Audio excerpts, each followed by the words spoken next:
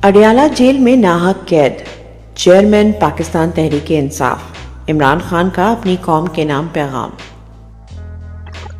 अपनी कौम को एक मरतबा फिर याद दहानी करवाना चाहता हूँ कि वज़ीराबाद और जुडिशल कम्प्लेक्स वाक़यात में मुझे कत्ल करने की 2 मरतबा कोशिश की गई थी। वज़ीराबाद वाक़े की CCTV फुटेज ISI ने चोरी की। जहां मुझ पर हमला हुआ वहां का कंट्रोल रात को ISI ने संभाल लिया था। अब एक मरतबा फिर से इनकी टांगें कांप रही हैं। भुखलाकर इन्होंने जेल से सख्ती बढ़ा दी है। मेरे साथ तैनात अमला जो चेक करता था कि खाने में जहर तो नहीं, को 4थी मरतबा तब्दील कर दिया गया है। मुझे जिस सेल में रखा है वो ओवन की तरह गर्म है, इसलिए पसीना आता है, मगर इन तकालीफ के बावजूद मैं कोई रिलीफ नहीं चाहता। जेल के मुझसे मुतल्लिका तमाम इंतजामी अमूर ISI कंट्रोल करती है। दोबारा कह रहा हूँ, मुझे कुछ हुआ तो आर्मी चीफ और DG ISI जिम्मेदार होंगे। बुशा बेगम के कमरे में भी चूहे हैं। जब नमाज पढ़ती है तो चूहे गिरते हैं। 3 महीने से चूहों के बारे में शिकायत कर रही है। अब अदालत को आगाह किया है। जलसा मुलतवी करने की वजह पहले ही बयान कर चुका हूँ। इसका एस्टेब्लिशमेंट के साथ राब्तों से कोई ताल्लुक नहीं। ये सारी हुकूमत झूठ पर चल रही है। मैं तो उनकी खबर तक नहीं पढ़ता। मेरा एस्टेब्लिशमेंट से किसी किस्म का कोई राब्ता नहीं है।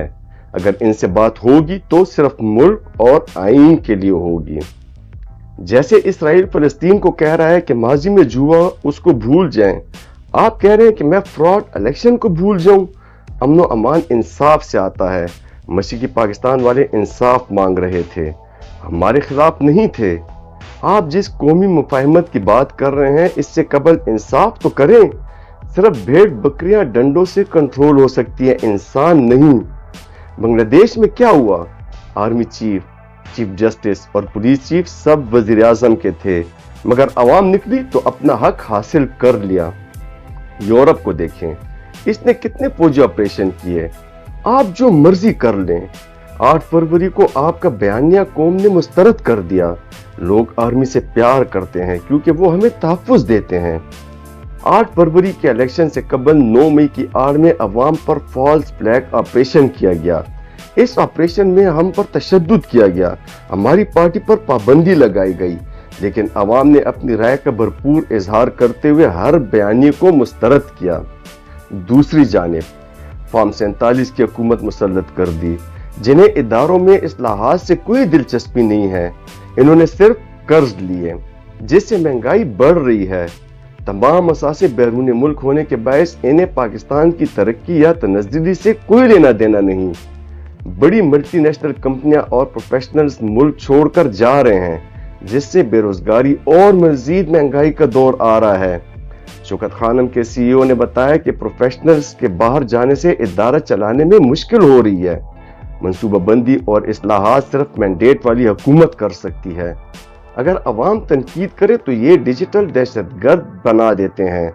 इंटरनेट सर्विस बंद हुई तो अवाम ने एहतजाज किया, उन्हें ये तनकीद बर्दाश्त नहीं। अब अवाम अपनी मुश्किलात की शिकायत ना करे। इन सब मसाइल का जिम्मेदार भी कौम एक खास इदारे को समझती है। मुझे मुल्क की फिक्र है। मेरा जीना मरना पाकिस्तान है। मेरा मुल्क से बाहर कोई पैसा नहीं। मैं जरदारी नवाज शरीफ की तरह डील नहीं कर सकता। मेरी अपील है कि फौज हम सब की है। मुल्क को मजबूत इदारे की जरूरत है। जो हो रहा है ये खुदकुशी है। मोहसिन नकवी ने दुबई में बीवी के नाम पर $5 मिलियन की मालियत की जायदाद बना रखी है। ये गंदम स्कैंडल में मुलविस है। मुल्क का सबसे बड़ा फ्रॉड इलेक्शन इसने करवाया। क्या काबिलियत है इसकी? क्रिकेट तबाह कर चुका है। मुल्क भर में अमन-अमान की सूरत हाल अबतर है। हर रोज KP और बलूचिस्तान में शहादतें हो रही हैं। पंजाब पुलिस को तहरीक इंसाफ के पीछे लगा दिया है, जिससे चोर और डकैत इतने ताकतवर हो गए हैं कि वो अब पुलिस को ही शहीद और अगवा करना शुरू हो गए हैं। सिफारशी मोहसिन नकवी 2008 का नैबज़दा है। क्रिकेट वाहिद खेल है जिसे पूरी कौम टीवी पर बड़ी दिलचस्पी से देखती है। ताकतवरों ने अपनी इजारादारी कायम करने के लिए एक सिफारशी को लाकर क्रिकेट भी तबाह कर दी। पहली दफा ऐसा हुआ कि वर्ल्ड कप में पहले 4 और T20 की 8 टीमों में जगह ना बना सकी, और फिर कल बांग्लादेश से टेस्ट मैच भी बुरी तरह शिकस्त खाकर नई तारीख रकम कर दी। 2.5 साल قبل اسی ٹیم نے بھارت کو 10 وکٹوں سے شکست دی۔ 2.5 سال میں ایسا کیا ہوا کہ اتنی تنزلی کا شکار ہو چکے ہے کہ آج بنگلہ دیش سے بھی 10 وکٹوں سے ہار گئے۔ اس سب کی وجہ سے سارا نزلہ ایک ادارے پر گر رہا ہے۔